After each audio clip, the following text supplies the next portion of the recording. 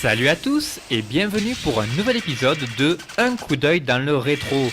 Aujourd'hui, on s'attaque au jeu d'action Cyberpunk MDK, développé par Shiny Interactive, sorti sur PC en 97 et sur PS1 en 98. Le but du jeu est super simple. On doit sauver le monde des méchants aliens en tirant sur tout ce qui bouge.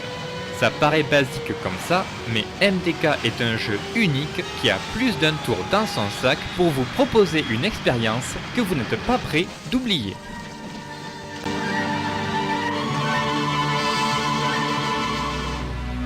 MDK a été conçu en partie par Nick Brutti, qui a notamment bossé sur des jeux Sega comme Aladdin, Le Livre de la Jungle et Earthworm Jim. Ça a beau être des jeux de qualité, lui, ce qui l'intéresse, c'est la fantasy et les films de science-fiction bien violents comme Alien.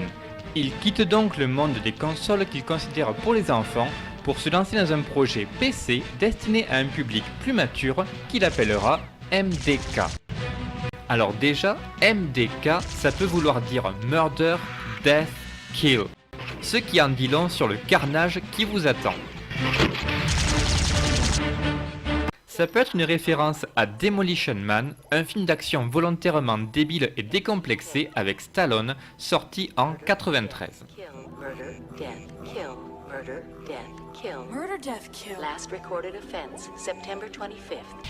Dans MDK, on incarne Kurt Hektik, qui est équipé d'une armure multifonction doublée d'un parachute et d'une mitrailleuse qui peut se transformer à tout moment en fusil sniper. Chaque mission commence par un mini-jeu où on infiltre un des vaisseaux ennemis en descendant en chute libre depuis l'atmosphère. Une fois à bord du vaisseau, il ne reste plus qu'à flinguer tous les occupants et se frayer un chemin jusqu'au pilote qui sert de petit boss de fin. Chaque niveau est gigantesque avec plein de zones ouvertes remplies d'ennemis et de bonus à ramasser, ce qui donne souvent plusieurs alternatives pour approcher les combats. On peut par exemple foncer dans le tas comme un demeuré en sautant dans tous les sens pour éviter les balles. Et ça tombe bien vu que la mitrailleuse a des munitions illimitées et qu'on peut simplement arroser la zone jusqu'à ce qu'on soit le seul à rester debout.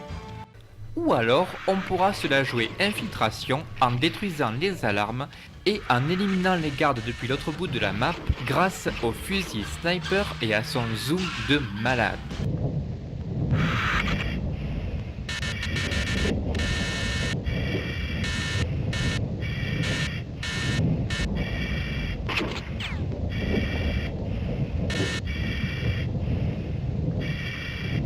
Bref, en dehors de quelques puzzles et de phases de plateforme, MDK est un jeu d'action pur et dur qui ne vous demandera pas beaucoup de réflexion. Mais avec un titre pareil, Murder, Death, Kill, on comprend très vite que le jeu ne se prend pas du tout au sérieux et c'est ce qui fait tout son charme. Par exemple, dans chaque mission, il y a un compte à rebours qui représente les habitants des villes que les aliens ont décidé d'envahir. S'il arrive à 0, c'est que tout le monde est mort.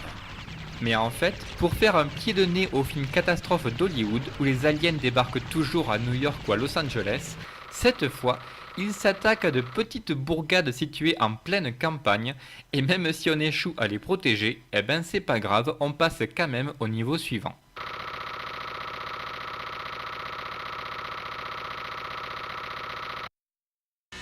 Les aliens eux-mêmes sont délicieusement loufoques. Déjà, il y a leur apparence de gros dindons de l'espace qui les rend complètement ridicules. Et comme si ça suffisait pas, ils pleurnichent pendant les combats s'ils se sentent perdus. Et ils vous montrent leurs fesses quand ils se croient bien à l'abri.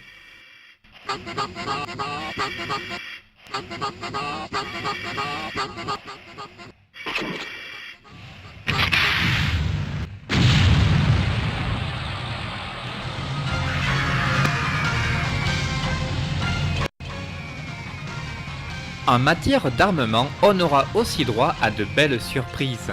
On pourra notamment utiliser un leurre gonflable pour faire diversion, attirer les ennemis avec la bombe la plus intéressante du monde,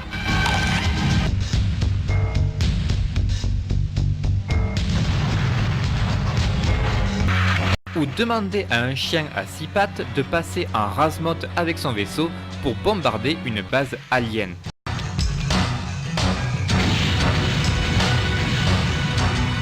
ça n'a absolument aucun sens et c'est ça qui est bon. La Palm revient à la plus petite bombe nucléaire du monde qui sert juste à faire sauter les serrures.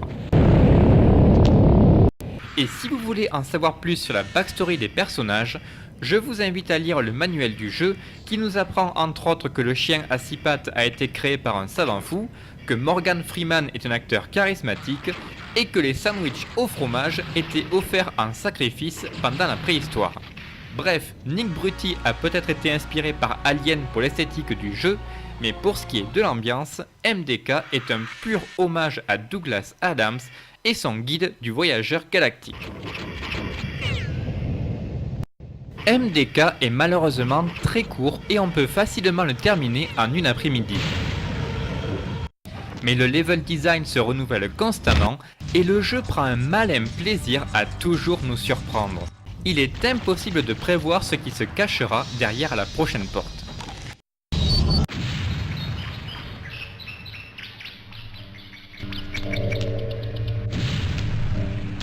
MDK est un de ces petits jeux sortis de nulle part qui a défrayé la chronique à sa sortie et qui est depuis retombé dans l'oubli. Il est actuellement disponible sur le site Good Old Games pour quelques euros et je vous le conseille sans hésiter si vous aimez l'humour absurde en général et les jeux qui sortent de l'ordinaire. MDK 2 est sorti en 2000 sur PC, développé cette fois par BioWare, les créateurs de KOTOR et Mass Effect. Mais le jeu a reçu un accueil mitigé. Entre temps, Shiny a sorti Giant Citizen Kabuto, un autre jeu de tir à la troisième personne bourré d'humour, qui a aussi gagné son statut d'œuvre culte au fil du temps, et dont je vous parlerai peut-être une prochaine fois. Si vous avez joué à MDK ou à sa suite, laissez-moi votre avis sur le jeu dans les commentaires. Si vous voulez supporter ma chaîne, vous pouvez liker et partager la vidéo, et puis vous pouvez bien sûr vous abonner pour ne rater aucun de mes prochains épisodes. A plus tout le monde!